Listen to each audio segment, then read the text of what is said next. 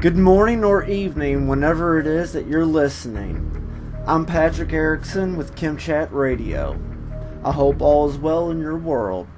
Speaking of worlds, what we'll be talking about is the possibility of us existing in alternate realities right now and not even know it. Alright, so on this show, we're going to be talking about what is the Mandela Effect. It is a very strange phenomenon. This is part of a time travel series that I'm going to be doing. Like the last episode I did was the 11 dimensions of reality. It'll help you understand a little more about the Mandela Effect and how reality works and within these dimensions. It gets pretty abstract, but you don't necessarily have to watch it to understand the Mandela Effect, but hey, it helps. So what does Nelson Mandela, James Bond, CERN, the Large Hadron Collider, and the D-Wave computer have in common? Besides the obvious that they're part of the topic that I'm discussing. Well, much more than what most people would associate them with, to say the least. Okay, let me start off with that many people remember information differently.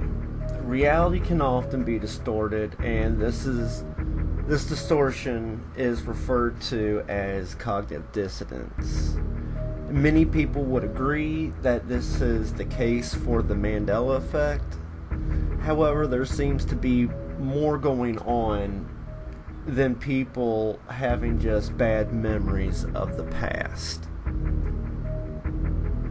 Around February in 2010, a woman named Fiona Broome, she is a writer and researcher, and also the person who coined the term the Mandela Effect.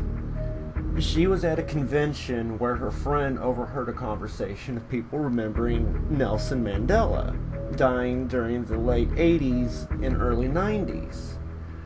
Nelson Mandela was the president of South Africa, and many people recall him dying while he was still in prison.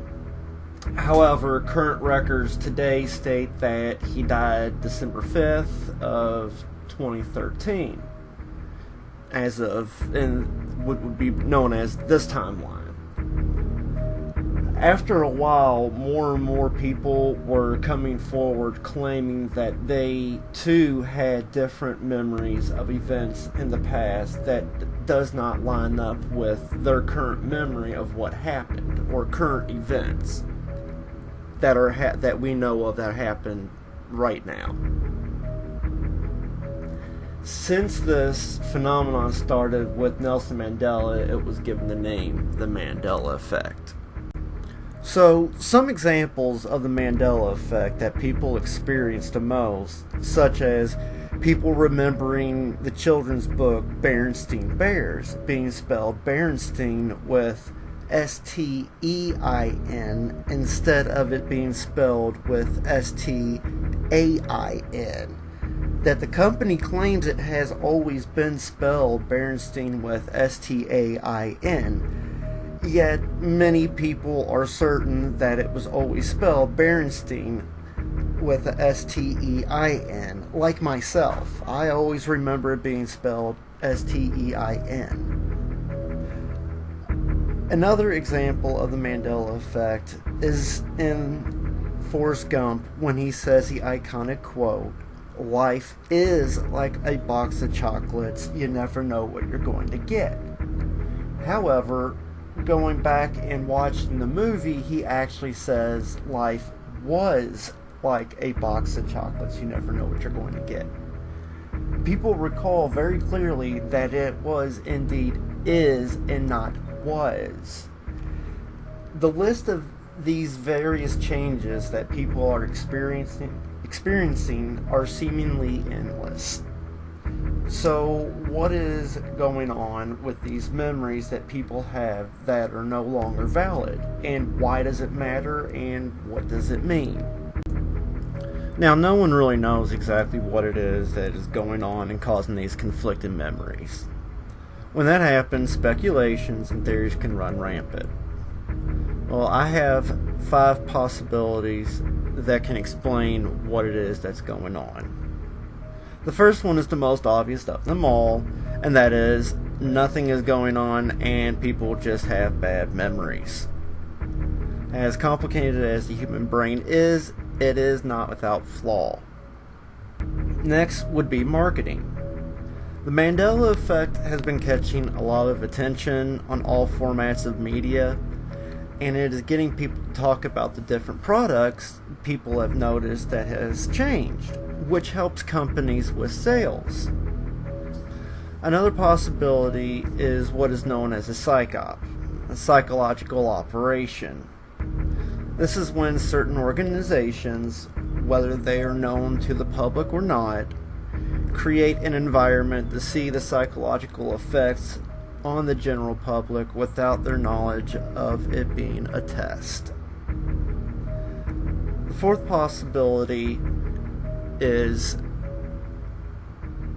a digital reality that we are living in, that there is a glitch in the matrix, if you will, that is causing all these things to change that people have noticed. They claim it's a glitch in the matrix. As crazy as that sounds, it is a possibility. The fifth and final possibility is time travel. Yet again, most people would agree that time travel is the most unlikely and far-fetched theory of them all.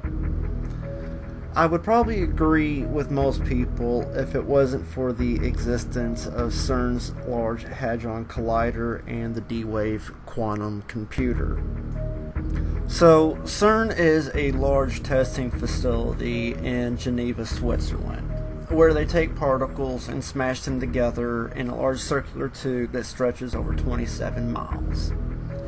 Now, CERN openly admits that they are trying to open up literal portals to either a different dimension, parallel universe / alternate timeline, or to travel through time itself. One interesting thing to point out that makes people believe that we already achieved time travel is a very strange video that they made out of excitement after finding what is called the God particle. Now, in the video is a CERN employee that is wearing 2 billboards hanging around his neck. One says Bond number 1 and the other says Mandela. And he has another one saying, "We are happy here at CERN." There are a lot of people who think that this is a reference to the Mandela Effect, and this is their way of bragging that they are the ones responsible for it happening. Now, Bond number 1 refers to the very first actor to play as James Bond, whose name is Barry Nelson. Many people believe when you combine the 2 signs together, it spells out Nelson Mandela. Hence why people associate the Mandela Effect with CERN and time travel. Now, around the same time that CERN is making all these discoveries, so was the D-Wave quantum computer. Now, the D-Wave Systems company claims that they figured out how to exploit parallel universes and have done so to gather resources to bring into our world for us to use. Now, as far-fetched as the claims may seem, it is hard to ignore the evidence that helps support them. At the very least, it is still in the realm of possibilities, even with our current technology. Now, just because we report these claims doesn't necessarily mean that we also believe in it entirely. What it does mean, though, is that we find it interesting and want to talk about it.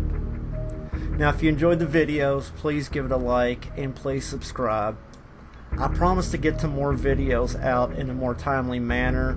It's just that school and life tends to get in the way of that.